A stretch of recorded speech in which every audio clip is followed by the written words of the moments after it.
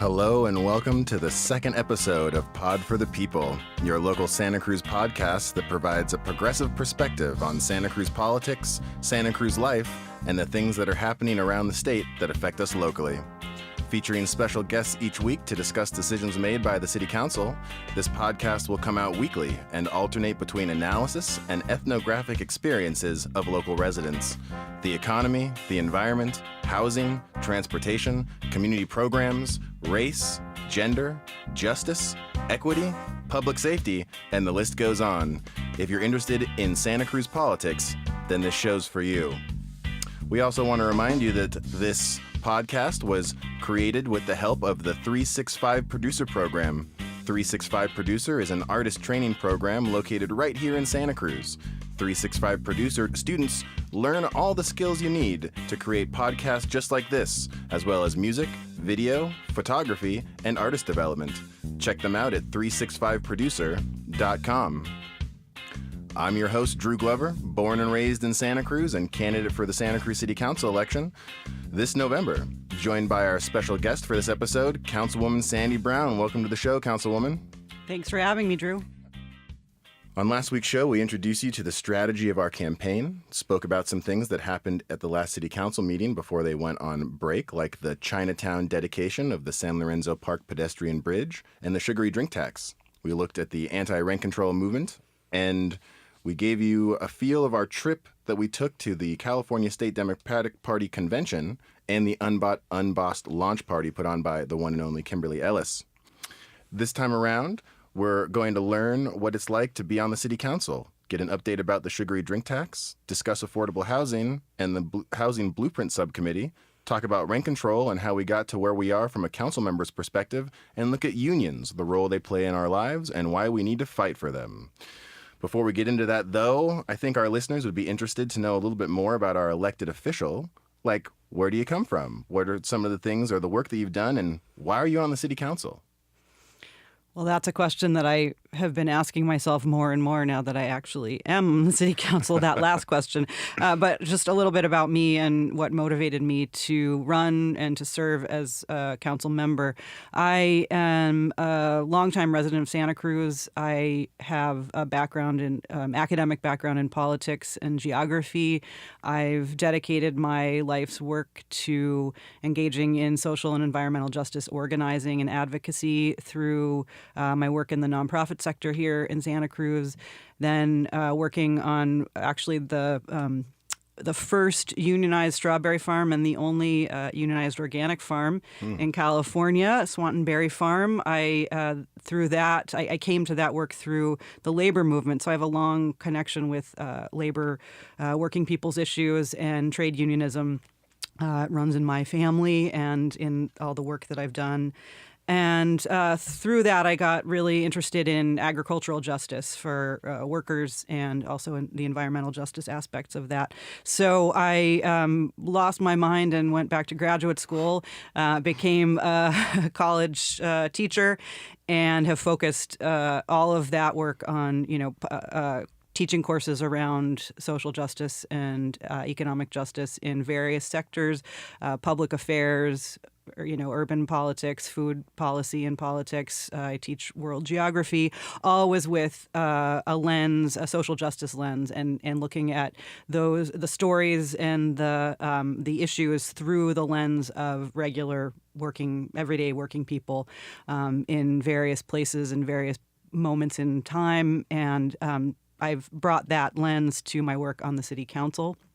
I have been, I've followed Santa Cruz City politics since I moved here almost 30 years ago and decided it was time to get involved. I really wanted to see a more active City Council and, have a strong interest in maintaining quality of life for regular working people in our community. So that's how I got here. Well, wonderful to kind of get that inside look of where you're coming from and the values that you hold in the way that you govern the city. So thank you for your service. Really appreciate anyone that's willing to step forward into the public arena and not only do the work, but also, be in the focus of the general public and letting them know the work that you're doing and the way you're fighting for it. as I mentioned earlier in the show, just during the introduction, I am a candidate for the city council this November. And so I'm excited to know what it will be like. You know, I've been involved in local activism and advocacy for the last 6 or 7 years really heavily. So I've seen from the outside perspective what it's like to be on the council, at least what I can assume it's like, right? Just with people talking about the issues they care about, focusing on things as large as the city budget to something as small as potholes. Some people might say those are small things, but from a council perspective, those take up, a lot of some of the things that you're working on. So what's it like being on the council, just in general? Yeah, it's a good question with many answers. It's exhilarating, it's frustrating, it's fascinating, it's sometimes surreal.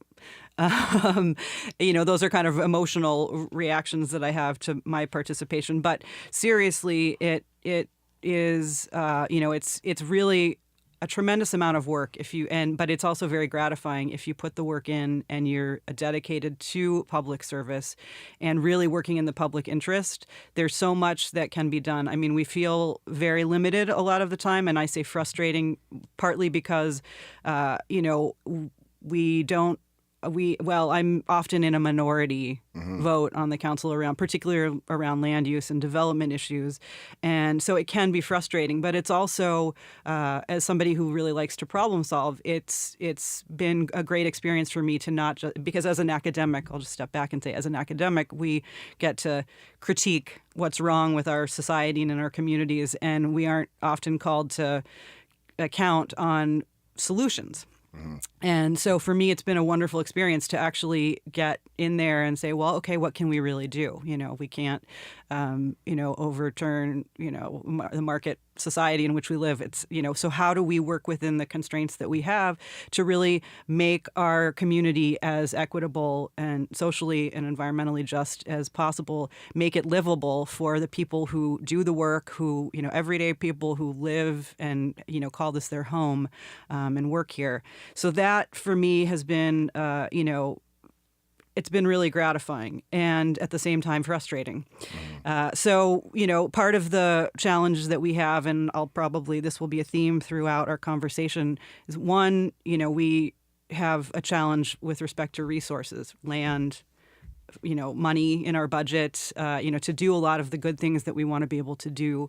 And also we have a challenge of making the political will, producing that political will to make the tough decisions and get our priorities clear. So those are things that I wrestle with in all of the decisions that we make. Virtually all of the big decisions we make. A lot of the work that the council does, as you say, is about kind of maintaining basic public services, the things that people expect to, get done. And, the trash gets picked up, potholes get filled, crosswalks get striped, and on. And those are all, public safety functions, water, etc. And those are all decisions that we have some, authority and responsibility for. And then we have some decision making around policy issues that aren't as cut and dry. And so that's where we have, I think, the most robust debates on the council, and we'll get into some of those issues, I think. Right, yeah. We have a wonderful agenda to talk about things today, but just to clarify for people that may not know the structure of the council, sure. There are 7 council members right now. The election coming up right now in November, there are 3 seats that are going to be open, with 1 current city council member who will be an incumbent who says they're going to run again. And so when you say you're in a minority, what do you mean when you say that? Well, I guess most of the time I'm in a majority, because most of our votes, if you look at our agendas, are unanimous or close to unanimous decisions. But on some of these key policy issues, there has been some dissent, and I find, and particularly around housing, affordable housing development and policy. So we'll get there. But, when I look at the votes, sometimes issues that I feel are very important to me, I'm on the losing end. So I don't see myself as part of an entrenched minority.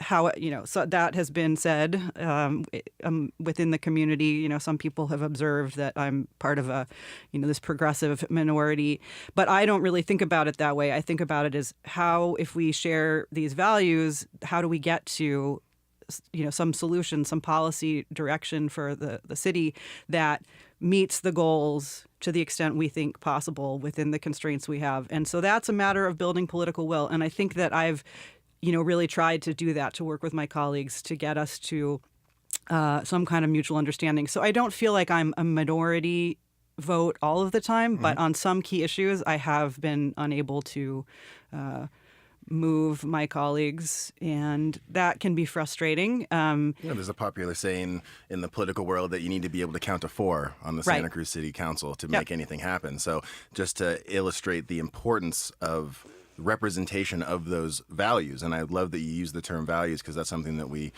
have talked about and will continue to talk about throughout this podcast series, is what are the values that we want to see guiding our city, and are the people that are in decision-making positions people that share similar values, or are they focused on other things that we may not find as important and may unfortunately sacrifice the well-being of certain people in order to add other amenities or other aspects to the community that they feel important. And also with this idea of values and principles, we all talk about wanting the same things, right? More housing, better transportation, more sustainability.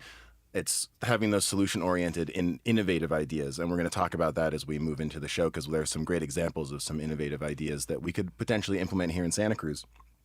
So with that, thank you for sharing a little bit about your background and your experience on the council. It's really eye-opening, and I think a lot of people are unfamiliar with city council in general, the process, how it works, the conversations that happen, and some of the things that they're responsible for. So providing some clarity, thank you. And kind of transitioning now, we spoke last week about the sugary drink tax. It's something that the council decided to put on the November agenda. And we went over the type of tax it was, which is identified as a regressive tax by the IRS, which tends to disproportionately impact lower income people. So we had a chance to talk about this a little bit offline the other day when we were hanging out with each other. But just so everyone knows, what's going on with the sugary drink tax?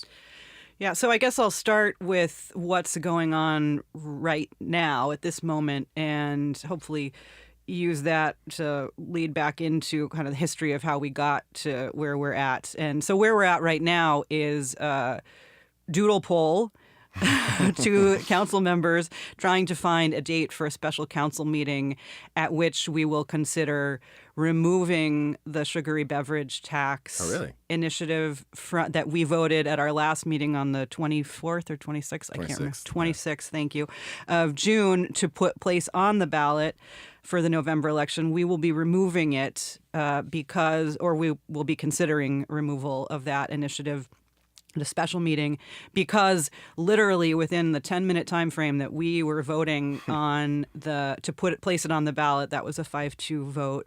The council, the Senate, California Senate Budget Committee voted to carry out a deal and bring to the legislature, which they ultimately supported, a deal that would restrict enactment of sugary beverage taxes until at least 2030.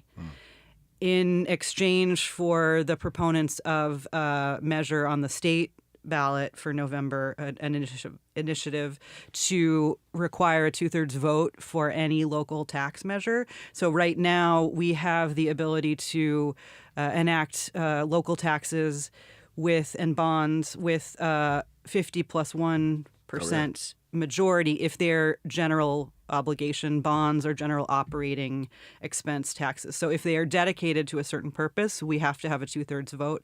This initiative would have required a 2/3 vote for any local taxes. So that was a very serious concern, obviously among local governments and at the state. And so that deal was negotiated, and they, if they had voted just a little earlier, we may have not even brought this before the council. But given that we didn't know what the outcome would be, we decided, or a majority of council members decided to place it on the ballot. We had a long discussion about the parameters of that. So, we debated 1% versus 2%. We finally came down to 1.5, and we deliberated a lot. And the Revenue Enhancement Subcommittee that brought this recommendation to us, to the full council, deliberated about it. Surveys were done. We put a lot of time and effort at the city into putting this, deciding to put this before the voters, and then, state politics intervenes. And you mentioned the majority of the council decided to put it on the agenda, on the ballot, and it was a 5-2 vote. So were you a part of the 5 or part of the 2? I was part of the 5, and so now, if I could, I want to talk a little bit about my perspective on revenue enhancement and the taxes that we've been considering, and and my frustrations with getting to this moment without having other revenue enhancement possibilities put before us for consideration. So when the Revenue Enhancement Committee started, and I don't want to get too into the weeds on the the structure, but so 3 members of the council were appointed to consider what kinds of tax measures we might place on the ballot for the June election, the November election, and kind of looking at timing and sequencing of various possible taxes.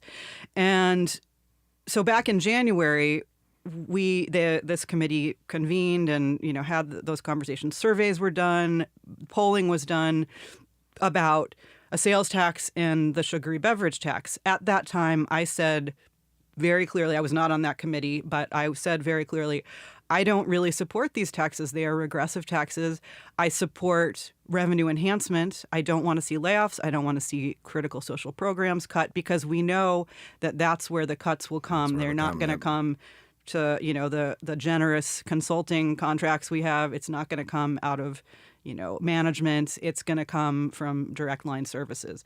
And so I want to see additional revenues, but ought we not to look at the areas of the economy which are booming? So let's talk about real estate transfer taxes. Let's talk about increasing the transient occupancy tax, the hotel tax, admissions tax, the fund tax, where people who can afford to cover the cost of their visits to Santa Cruz and or contribute to the local economy when they make windfall profits on land sales, property sales. Those were the things that I really wanted us to be considering, and I did not get much traction, or any traction really there. And this is one of those places where I feel like, being a minority council member, that's where I feel like I am in the minority. Right. It was not even within the realm of possibility for most of the folks who were having these conversations. So I think those were missed opportunities. We now have placed a sugary beverage tax on the ballot, which we have to remove. We have no revenue enhancement coming probably until 2020 at this point. And meanwhile, land values are hyperinflated. I said this at the council meeting, and I'll just say it here as an example. Just a 1% real estate transfer tax on, within certain parameters, and we could talk about the details of that probably for another conversation. It's a long conversation. Yes, and way in the weeds. But just the Goldman Sachs purchase of Outlook Apartments alone would have probably brought us about half what the sugary beverage tax would bring in. And again, that's a one-time transfer as opposed to ongoing annual. But that's a lot of money. and property trades hands a lot in Santa Cruz. Exactly. And it could continue into the future. So, and I'm pretty sure Goldman Sachs would not have walked away from that deal if there was a 1% or nominal percentage real estate transfer tax. Well, it's important to have people like you on the council and having this voice of look at some of the other options. Let's figure out ways that we can redistribute the ability of people to be able to pay, redistribute the tax amongst the people that are able to cover the cost instead of focusing on low-income people. So thank you for attempting at least to make that change happen. And then once we work on getting towards the majority, ideally in November, then we'll be able to make it actually happen and move forward, even if it's not until 2020. And I think it gets back to, yes, thank you for that. And I think it gets back to your point about looking at innovative policies rather than just looking at, well, this is how we do it. This is how it's always been done. There's a formula. And so we're going to stick with what's safe and what we expect to be palatable. really being innovative and looking at, well, just there are other ways we can do this, and there are other ways that other communities are doing it. Why can't we both look to those examples and also be a leader? And so I really appreciate your bringing that perspective. Yeah, always got to be looking at other outside the box solutions.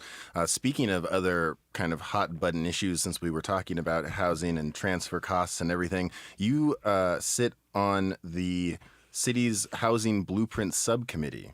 And so with the current conversation going around in the city of inclusionary requirements and developments being reduced, or the proposed 600 new units being developed in downtown Santa Cruz, what is it like being on that subcommittee? What's some of the conversation and the work that you're doing? I know you recently came out with a suggestion to the city council that they adopted, which has been met with some different responses from people in the community, but just let everyone know just a little bit about the housing blueprint subcommittee. Sure. So I would just clarify and say sat on that subcommittee. That subcommittee has completed its work, and so the subcommittee itself has sunsetted.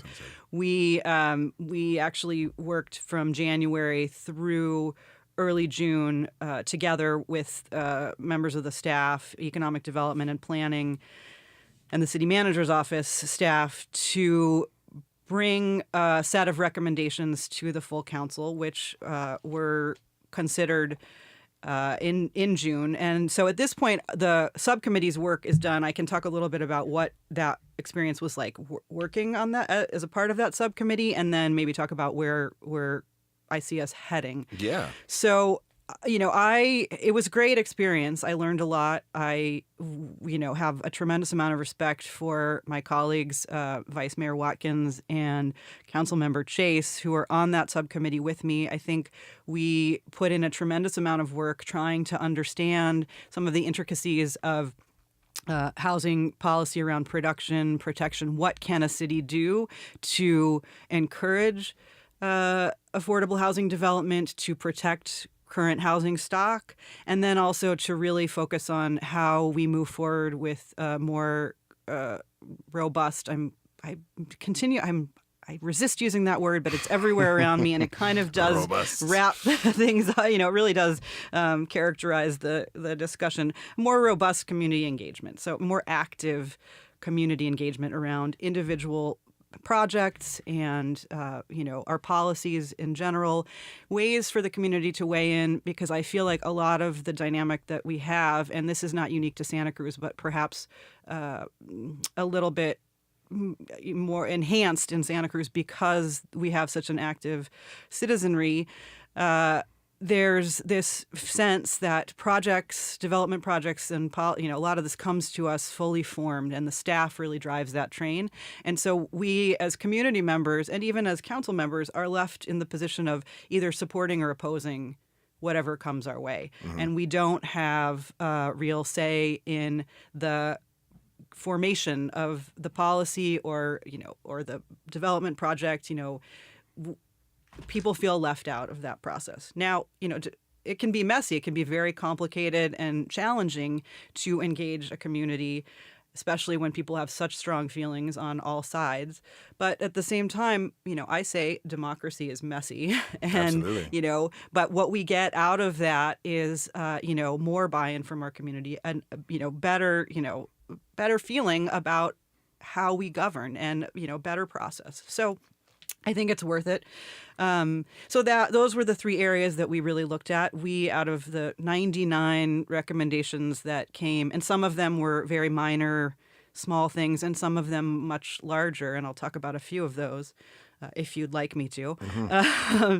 So out of those recommendations that came out of Councilmember Chase when she was mayor, the listening sessions that she did and the surveys that were done and all of that work, there were 99 recommendations. We really sat with those, worked through them, got information from staff, and they helped us understand. We helped them understand where we were coming, what our priorities are, I think, and winnowed that down and consolidated. Did our work. We got to 43, I think, total recommendations. Again, some of them fairly non-controversial and minimal around making it easier. So, for example, making it easier for people to develop accessory dwelling units. And, there's a lot of work that can be done there. Again, not completely non-controversial, but relative compared with some of the other recommendations. We were not unanimous in this endeavor, I'll say that. And so back around to what it was like to work with this group. Again, really, I thought it was very productive, and I was glad to be part of the process. It was also frustrating because we were back around to the dynamic where staff really drives the train. The possibilities that we were given for consideration constrained that realm of possibility for us. And in your experience, just in other municipalities and other governments, is that normally the structure where the staff is the one steering the ship, and the council is just kind of yay or nay in their suggestions? In a city manager-run city with ostensibly part-time citizen council members, yes, absolutely. It's there, and if anything, I think we have more of a voice than in some jurisdictions, some local governments that are really very part-time, very oversight, rubber stamp kinds of councils. So, in that regard, promising. yeah, in that regard, I think where it's, I don't want to lament that the staff just, drives the train. But, I have serious questions about the direction that staff takes council members in. And again, it comes back around to your point about we always have to count to 4 and political will. But at the same time, when the menu is, when it's a set menu, right, it's hard to change things. It's hard to change things. You can't ask for, what's not on the menu. Because I attended the Housing Blueprint Subcommittee Housing kind of 101 event that y'all held at the London Nelson Community Center probably about a month or two ago, somewhere in there. And I was surprised at the process at which the staff was getting or collecting information from the public about their preferences on some of the suggestions that were being made in the presentations, where they seemed very... There was a sense of duality, right, where there were only 2 options of either this or this or this or this. And the voting was really inconsistent, too. It was really just an interesting process and made me understand more of why some people are frustrated with the way the planning happens in the city. But I know that you don't have control over that as a council member. It's just something for us to be conscious about in moving forward and thinking about ways we might be able to reform our community outreach process. I know that planning had a meeting the other day at the police community room. That in itself, though, I was the only black person in the room, which lets you know that there's that lack of representation in the understanding of the planning process. And for some people, having it at the police department, I'm sure, is somewhat intimidating, since there's a strange relationship between the community and the police sometimes. And I would just add that you and I were probably some of the only renters in the room. Right. That's one another more thing. Minor detail. And it's those meetings where, if you have time to go, you can go, but if you don't, because you're working 2 or 3 jobs, or you're a student, or your schedule doesn't match up with the meeting times, it's hard to be involved and be aware of what's happening. So that's one of the reasons why we have this podcast, to be able to hear from people like you that are in the nitty-gritty of the process and can provide some clarity. So thank you for the work that you did on that subcommittee, and for just the work and advocacy around affordable housing. Speaking about affordable housing, because at that meeting that I mentioned at London Nelson, they had said that there was a consultant that was brought on to analyze the inclusionary requirements in housing, and they were suggesting to reduce it to 9 to 10%, which is 15% is already too low in my opinion. And then with the in-lieu fees, it kind of takes a lot of the fire out of the ability to build affordable housing. But what is going on with affordable housing in Santa Cruz? Why is it so hard, apparently, to build affordable housing in Santa Cruz? And is the city council and staff looking outside of the city, outside of the state, outside of the country, for possible other solutions to affordable housing? One of the things that I have kind of been researching and looking up is in Vienna, Austria, where they have what they call social housing, which is an amazing layout, just looking at the design structure as well as some of the amenities that they include there. And for a 1-bedroom apartment, it costs about £300, or in the U.S. that would be about $350 a month. So are you familiar with it? And, what's going on with affordable housing in Santa Cruz? Where to begin? Yeah. Well, okay. So you mentioned Vienna, and I think I talked with you about on our way over to the Union Town Hall the other day. I looked to stories about historical narratives about Red Vienna and reminders of what that legacy and what's happening now in Vienna as a bit of inspiration at the same time that I understand we have a very different political structure and resource access issues. So I try to take it with a bit of a grain of salt, but think about use that as an example of what can be done when there is political will, when there are resources available, and try to remind ourselves that we can do much better than we're doing. So I'll get to that part. But Red Vienna, that was established during a very unique moment in history, post-war, when socialists, not social democrats, but socialists, ran the municipal government in Vienna. They had resources available to them, and they invested in public housing. So actually, city-owned, city-operated, and that's a very different framework than what we are dealing with in the United States and in Santa Cruz. But I do think that there's some lessons there for how we might consider what the public's, sector's commitment is to housing development in Santa Cruz. And so I'll get there in a moment, because we have all kinds of ways that we can affect the supply of housing, the affordability of housing. It's limited, to be fair. We can't change the market dynamics. We can't avoid the fact that we live in one of the most desirable places to live, in proximity to some of the highest paying jobs and stock options, and we live around a lot of wealth, right? And we cannot redistribute that wealth, in ways that would actually make the difference that we need. But there are things we can do. So, one of the issues that I think has come up, and you mentioned the consultants who did a study to demonstrate to us that developers can't make even a 15% inclusionary pencil out. And so just for people who are listening, very short explanation of this. The city of Santa Cruz voters passed what's called Measure O in 1979. It requires 15% of new development in complexes over 5 units be affordable to median and low income and very low income. There's the formula there based on number of units, but 15% must be affordable to people who make at or below the median income. 80%, I think it is. And so, but over time, that's been eroded due to state law, legal cases, and it was. We lost the ability to regulate for rental housing units, the 15% inclusionary affordable.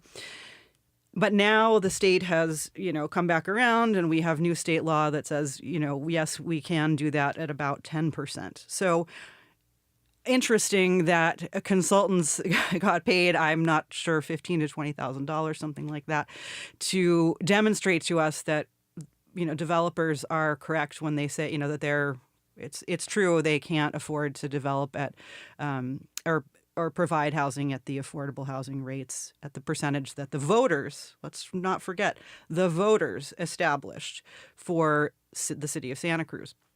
So there are many things I could say about that, but what I come back to is, I just don't believe that. Mm-hmm. And so consultants can provide that, information in graphs and lovely PowerPoint, and they work directly and they get access to developers' numbers. What is a reasonable rate of return is debatable, right, even within the developer community.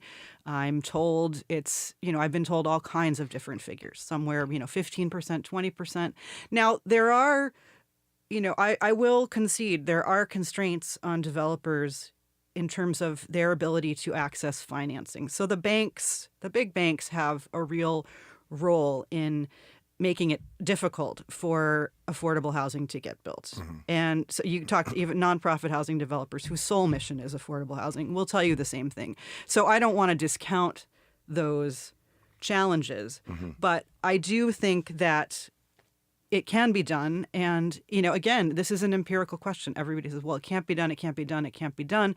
We've never even tried. Right. So why don't we say, okay, at a minimum 15%, I was advocating in the Housing Blueprint Subcommittee for 20% outside of the downtown and 25% affordability built into new projects. And that's a whole lot of housing that's going to get built based upon the approval of the downtown area plan this past year. I voted against it precisely because it did not include affordable housing requirements. And, that's a missed opportunity. We may build out Santa Cruz with luxury condos and not even give it a shot to get some of those units made affordable. Right. And losing the opportunity or that property that could be developed into affordable housing, but losing it to for-profit development, which will then... I've spoken to some businesses that are in the proposed redevelopment zones along the river, and they're concerned that they won't be able to return to their place of business because the rent will be so much more exorbitant than it had already been. I want to just agree with you with the stance of that lowering the inclusionary requirement will help our housing situation. And while the profit idea may be absolutely true, right? Like they won't be able to make the level of profit they want. I always come at it from this, pulling it right back to the idea of principles and values, right? Are we more focused on people or are we more focused on profit? Right now, it sounds from those consultant suggestions and the way that we've been operating for a good long time in Santa Cruz, it's been more for profit as it is for people. We see it from the cutting of community programs. We see it from the lack of enforcement or standing up to developers about affordable housing. There's a lot of room for improvement and some of those innovative solutions. And one of the big critiques of the addition of these new 600 units downtown is not only the lack of affordable housing that's associated with it, but the impact on parking and transportation that it could have, because there is this mentality in our area, which some people are totally entitled to, but it's this idea that every new development should come with at least one parking space. And especially as someone who wants to encourage public transportation, get people out of single passenger vehicles and look towards alternatives. And granted, you had mentioned before that Vienna, Austria is a different social structure because of that political will that transitioned their focus into affordable housing. But they also are messing around with an experimental development actually right now that's been built and in process that is a car-free housing project. And I'm going to totally mispronounce this, but it's in Floridsdorf, in the Floridsdorf district, which is 244 apartments constructed for tenants who are obligated contractually to not possess a car. In Vienna, there was a law that required all buildings to be obliged to include one parking space, but they amended that law in 1996, and now it's down to 10% of what it would have been with the amount of car space that they've incorporated into their developments, which has left more space for bicycle repair shops, play areas for children, and even car sharing bays so that people could use things like Zipcar or other kinds of ride sharing or car sharing strategies to be able to eliminate everyone having to have their own car. I love my car, but don't get me wrong, if I could not have a car and have a bolstered and subsidized transportation system that would get me where I need to go without having to pay every month into a car based off of taxing and funding that was acquired through innovative, creative means, I think I would be ready to give up my car if that was the case. Do you think that that kind of development is even possible here in Santa Cruz? Well, I have mixed feelings about. I have very strong feelings that I would like it to be. Right. I start from there. But I have mixed feelings about the potential to see that come to fruition. Certainly not in the near future. And I don't want to be throwing cold water or naysayer about some of these ideas, because I do think that they are things we have to start considering, and we have to figure out how to make it work. But given the fact that Red Vienna, back to Red Vienna, a pretty well-developed public transportation infrastructure, right? Public transit. We don't have that here, right. And we can't wish it into existence.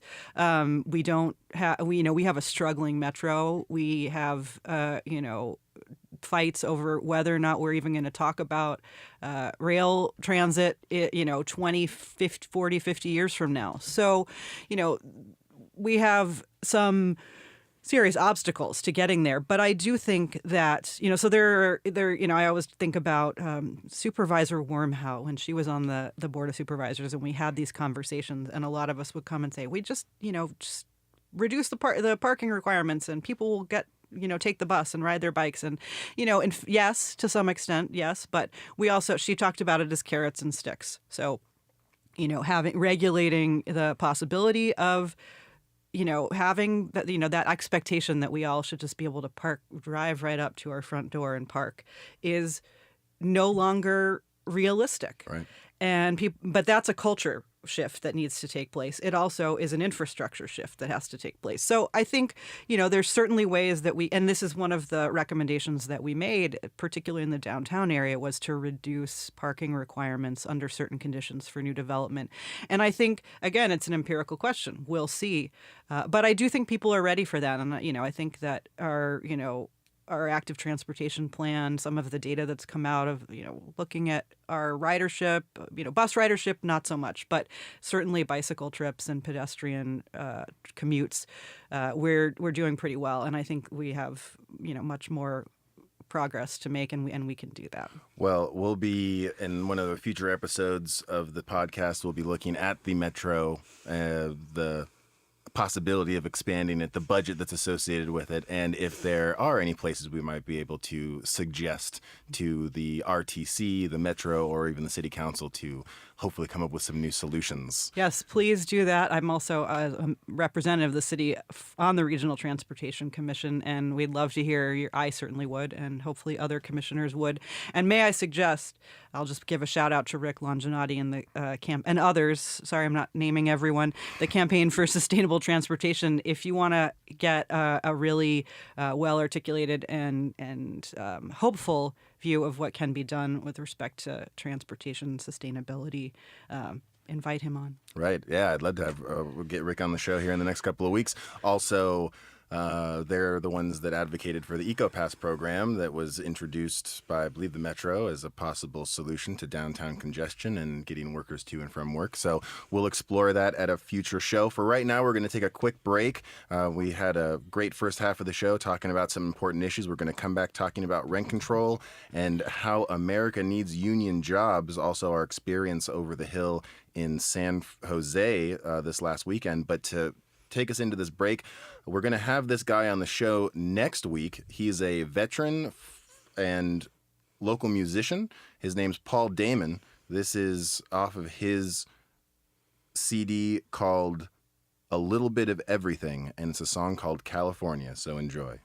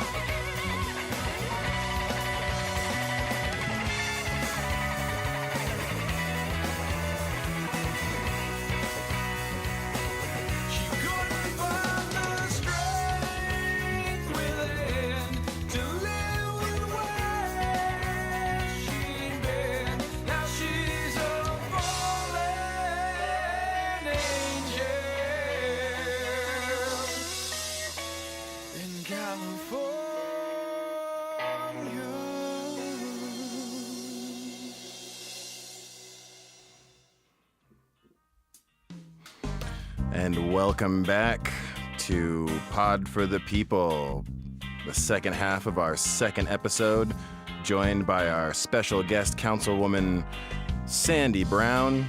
We had a chance to talk in the beginning of the episode about affordable housing, the Housing Blueprint Subcommittee that the Councilwoman sat on, the sugary drink tax and why it's coming off of the ballot potentially, or why they're considering it, a little bit about her background and what it's like to be on the city council. So now we're going to come back to it and talk about rent control, which is a super important issue on a lot of people's minds, and it's a main conversation piece in a lot of the door knocking that we do, a lot of the emailing that we do, and people are just really interested in support of, against, or unsure about rent control. So we're going to jump right into that and figure out what to do.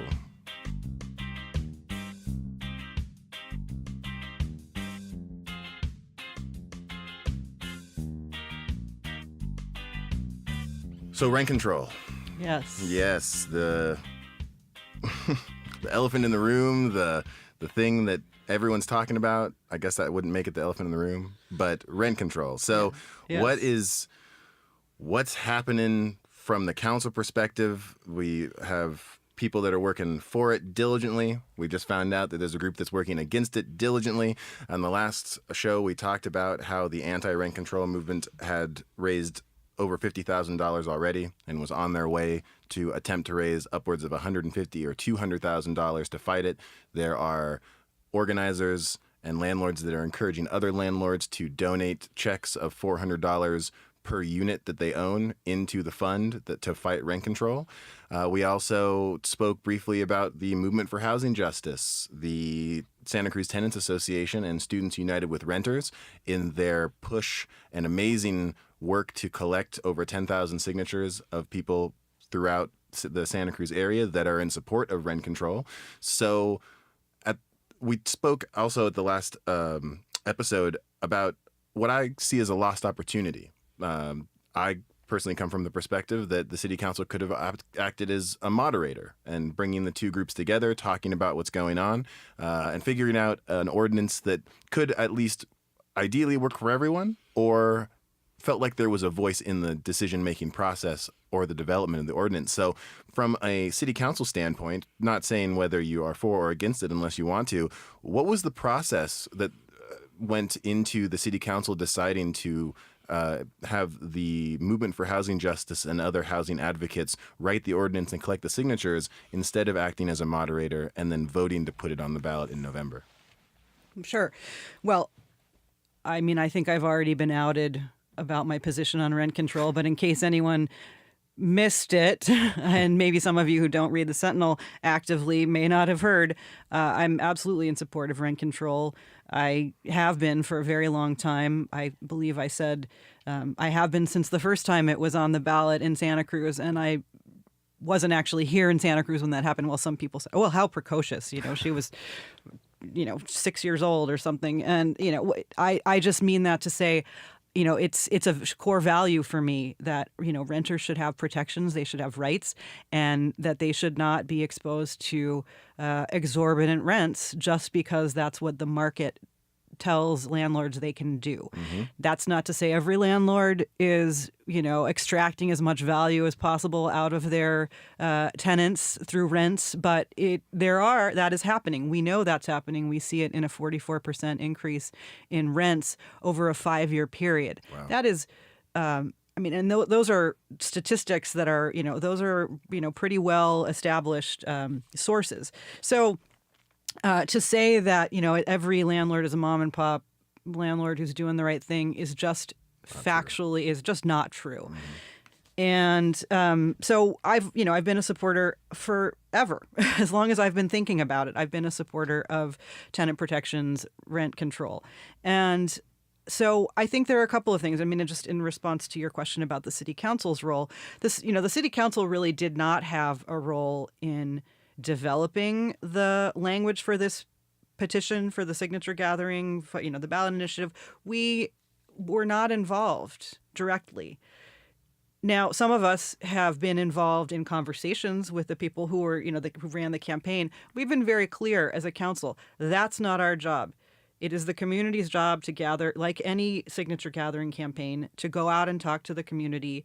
And if people want to give it a chance to go before the voters, that's what we will proceed. So that's what we've done. I've said that I'm a supporter of rent control. I worked with my colleagues on the Housing Blueprint Subcommittee to bring a temporary moratorium on rent increases and a more limited version of the just cause eviction provisions during the period which the measure is being debated and before it goes to the voters. So that is still in effect. We have said we'd like to do something outside of, should the initiative not fail, that we would like to do something. So we have this kind of placeholder item as a recommendation from that committee on exorbitant rent increases, relocation assistance, some additional requirements for landlords who are displacing tenants by jacking up rents because the market allows them to do that. And as you know, I'm an unapologetic supporter of rent control, right? The premise and the need of rent control in Santa Cruz.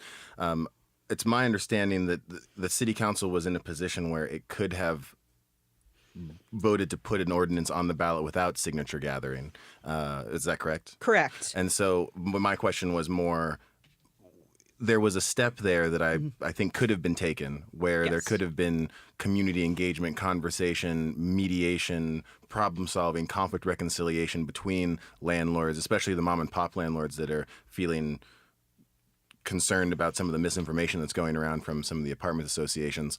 But the opportunity to bring people together around the topic, but it just doesn't seem like that happened. Is there any reasoning behind that that the city council had, or from your experience or your observation as to why that didn't happen? Sure. And, I don't think I have any definitive answer as to why it didn't happen. I can tell you that based on my experience, there was limited interest on the part of those who are from my perspective, seem to be the face of the anti-rent control campaign. Folks who say they would support some kind of rent control, but really, actually, when it came down to it, were not willing to come to the table and have those discussions. I think that influenced certain council members to be less amenable to having those conversations. So I think that was a big piece of it, and certainly not me. They didn't come talk to me. They filed a complaint with the FPPC, the Fair Political Practices Commission, about my conflict of interest as a renter.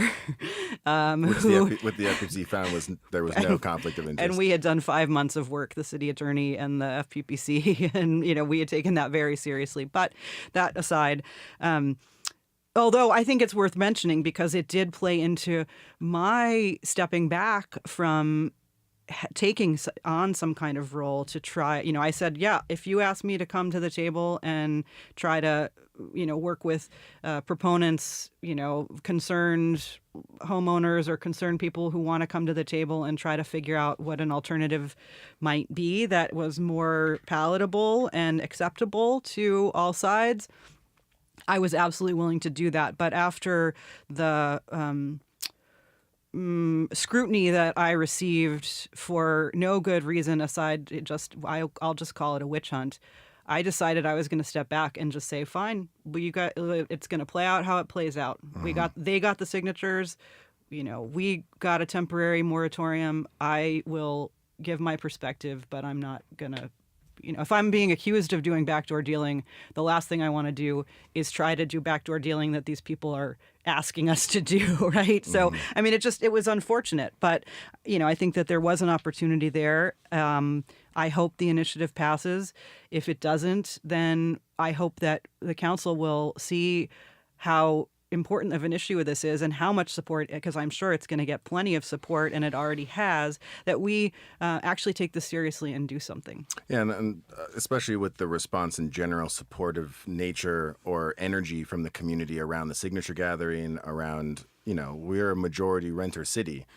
So I'm very confident that it'll pass this November. I'm excited to see what will come from that and what we can engage, especially, I wish that people had a greater understanding of Costa-Hawkins, because I finally received my anti-rent controller mailer, or, the anti-rent controller mailer, the glossy 3-fold, super color.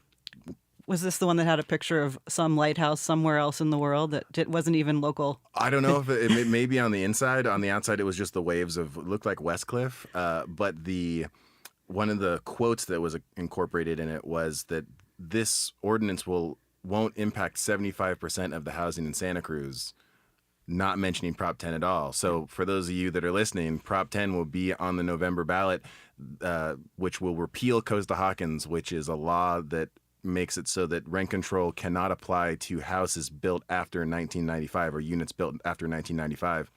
So a repeal of Costa-Hawkins will massively expand the ability of rent control to be applied in housing in Santa Cruz. So even in the literature that's being sent out, it's very misleading with regards to some of the options that are available for us to be able to get out there. So rent control, again, we could talk about that for a really long time, but we're going to have to move on to the next topic. And our last one of the day, it was a great experience this last Saturday. Can I say, I just want to say, is it okay if I say one thing really quickly? Another 2 or 3 minutes. If it fits in the rest of the conversation, then I just want to go back just on affordable housing and protections and production of affordable housing. Up in the clouds a little bit. I do that when I'm with my students. We go into the weeds, but then back up in the clouds. Yep. And I think it's really important for us to remember that, the premises upon which we consider housing development are really flawed, or at least it seems to be the conventional wisdom. There are two principles. One, that supply and the law of supply and demand. I'm not an economist, never will be. I'm a political economist. I look at social, context, material realities. I don't rely on models about, what equilibrium that we'll never reach. So I just think that, the supply and demand argument that seems to resonate with our policymakers, staff, some of my council colleagues, I think is just not the premise we should be working with. There's another principle which I hear in different iterations, and that's highest and best use of land. And we have very limited land. Highest and best use as extracting the most profit out of it, the most money you can get out of a piece of land. And I don't think that is really a community value that most Santa Cruzans share. So I just wanted to go up in the clouds to finish our housing conversation before we get to labor. Thank you. Yeah, Thanks. and it comes back again to this idea of principles, profit over people or people over profit, and just the vast stratification and gap of wealth in our community in general. I mean, there's that house up on 3rd Street that's known as the Jewel of Santa Cruz that is on the market for like $5.9 million, and it is literally a block away from the Beach Flats neighborhood, which is traditionally underserved and predominantly people of color that live in that community. So paying exorbitant rents. And not protected from rent control because we don't have rent control on the books yet in Santa Cruz. So it's impacts so many different layers of the community, and all one has to do is take a step back and look at the contrast between exorbitant wealth and then literally down the street, clear and present poverty. Thank you for talking about those principles, though, especially the supply and demand one. That's an argument that gets brought up a lot. If we just build more housing, it's all these pesky environmental restrictions that we can't build on this protected land. But if they just let us build more properties, then that'll even out the cost of everything. That's not how capitalism works, unfortunately.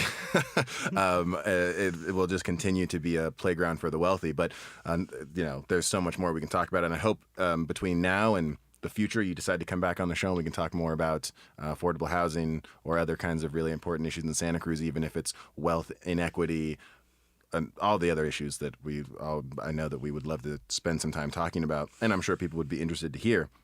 So now, just to transition, we spent Saturday together, actually, which was really enjoyable. We got a chance to carpool over to San Jose to the SCIU Union Hall, the 521, to be a part of a town hall, or to join in the presence of being at a town hall focused around union workers. The event was called the San Jose America Needs Union Jobs Town Hall, and in my opinion, it was very epic. Great. The different types of people that were there, the energy, the passion, the power that was in the room. And this was a room of hundreds of people that had all come together from different unions and working on different aspects of life and service in the community, from security guards to childcare professionals to all kinds of other stuff, which was really amazing, and got a chance to listen to a lot of people speak. So we only have a couple minutes of the show, but I want to make sure that we focus on unions because they're so important. And I understood that unions were important because of workers' rights and protecting workers in general, but growing up in the public school system, I was not inundated with a lot of knowledge, about unions or how unions have a direct impact on how we experience life today, and things that I think a lot of people take for granted. And so when I share the information that I've learned since then in researching unions and what they have been able to accomplish for the general population over history, people's jaws drop or their eyes pop out and they're like, wow, I can't believe this is even what it's all about with unions. So just a quick rundown from a list of things that we have to thank unions for, in case you didn't know. Weekends. And it's something that is so simple as Saturday and Sunday, but if you can believe it or not, people didn't used to have weekends. All the breaks that you enjoy at work, including your lunch break, paid vacations, the Family Medical Leave Act of 1993, sick leave, Social Security, minimum wage, the Civil Rights Act and Title VII, which prohibits employer discrimination, the 8-hour workday, right? So you don't want to have to be at work for 12 hours because that's illegal without paying you overtime pay, which is another thing we get to thank unions for. Child labor laws, Occupational Safety and Health Act, which is also known as OSHA, the 40-hour work week, and then after that, getting overtime, workers' compensation, unemployment insurance, pensions, workplace safety standards and regulations, employer health care insurance, collective bargaining rights for employees, wrongful termination laws, age discrimination protections, whistleblower protections, Employee Polygraph Protect Act, which protects or prohibits employers from using a lie detector test on an employee, the Veterans Employment and Training Services, compensation increases, also known as raises, sexual harassment laws, the ADA Act or the American with Disabilities Act, holiday pay, employer dental, life, and vision insurance, privacy rights, pregnancy and prenatal leave, military leave, the right to strike, public education for children, equal pay, and laws ending sweatshops in the United States. So there's more. I don't want to take up too much more of the show. There's so many more things that we have to thank unions for. But what is your experience with unions in general? There was the Janus decision recently, which people may not be aware of, and we can talk about that a little bit. And also the attack that we're seeing on unions in general across the board throughout the country. And, here in Santa Cruz, what is the council's culture around union work and or especially in developments requiring union development? Sure. So, I guess I'd just go back to that long list that you gave us and say, I think that it was really useful to go. It was really great to, not just useful, but important to participate in that town hall, because it really served as a reminder for me that when we talk about unions, there's all kinds of work that unions do. So though all of those policies came about as a result of a labor movement. So we talk about individual unions and the attack, and thank you for bringing this up, that we are living in a time when unions are under attack at all levels of government. I mean, certainly the federal government has been attempting for a long time now to eviscerate trade unions through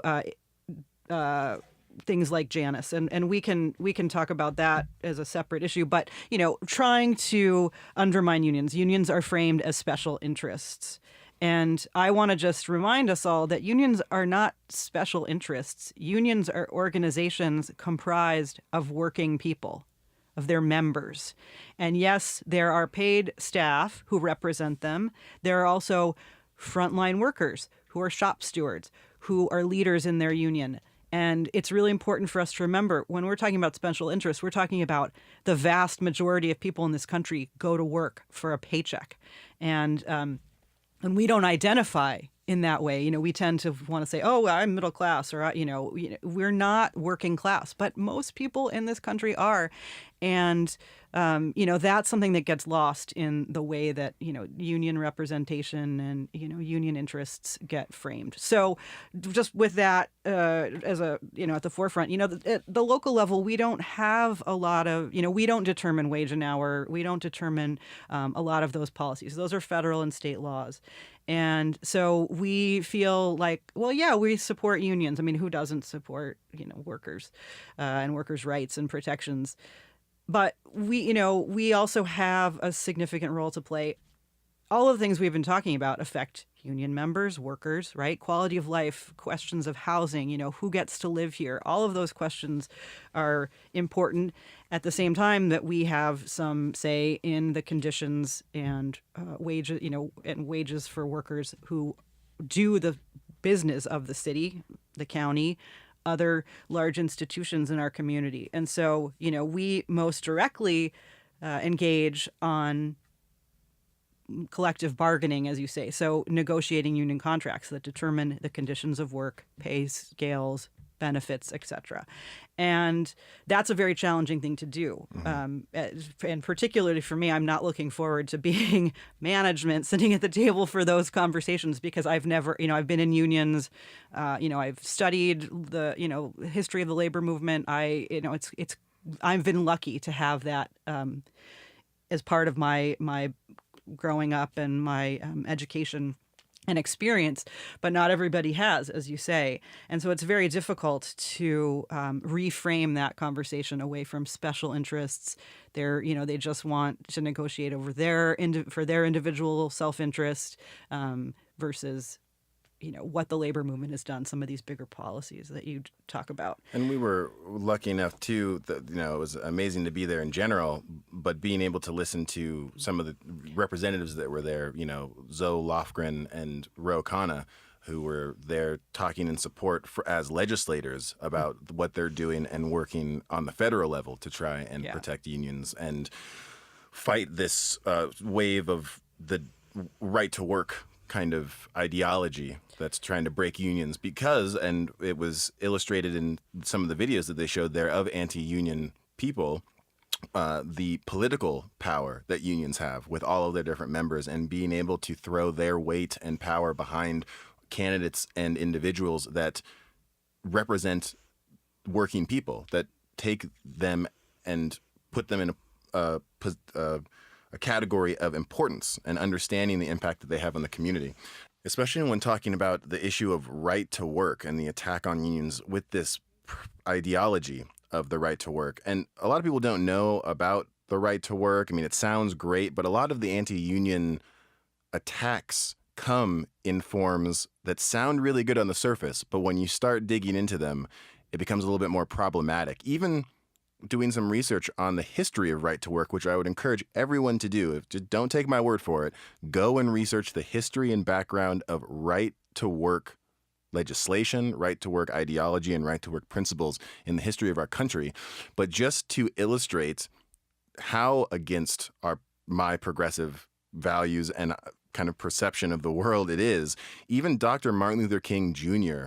pulled no punches about right to work and how it impacts poor and especially people of color, and having it being racist and immoral. This is a quote from Dr. King.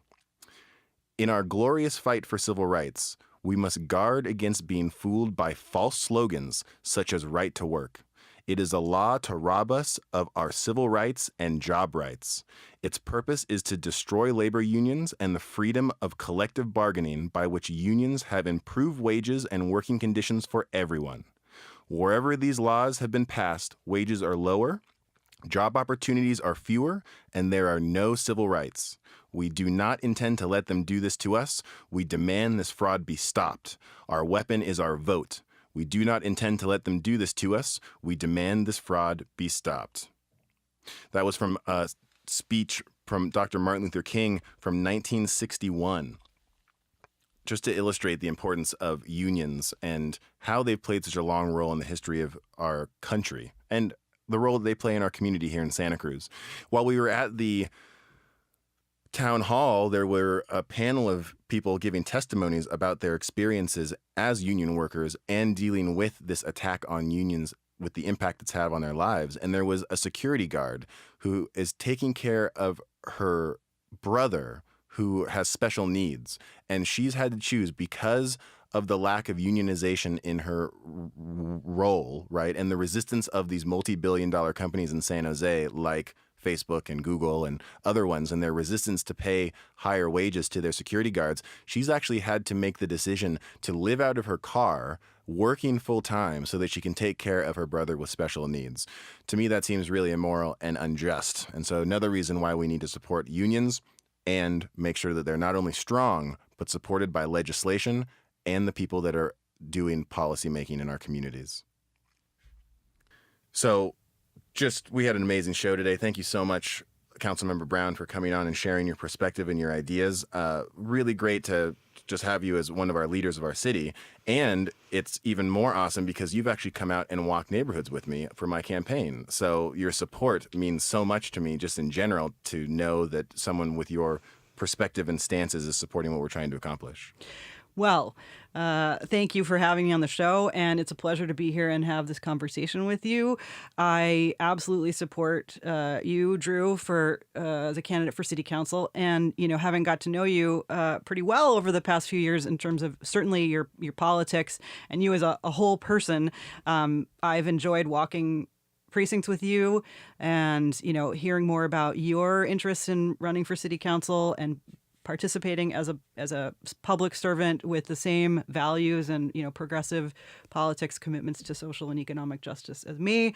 A very clear and well articulated view of what city council can do in terms of policy making and also providing leadership and a voice for people who are not always represented in city government and local government or government in general. So, I'm glad you're running, and I look forward to walking more precincts with you. Well, thank you for your support and for being with us today. All right. So that brings us to the end of our second official recording of Pod for the People, your podcast from the Drew Glover for City Council campaign. This episode, we got the chance to talk to Councilwoman Sandy Brown about all of the things city council, affordable housing, rent control, unions, and a whole bunch of other great stuff. Next week, don't forget to tune in, where we're going to have progressive pastor and community organizer Christopher Drury come on, talk about spirituality, religion, politics, and how it all kind of works together. Also, veteran Paul Damon discussing the war economy, music, his experience as a veteran, and all the different ways that we can heal each other in the community. My name is Drew Glover. Thanks for tuning in, and see you next week.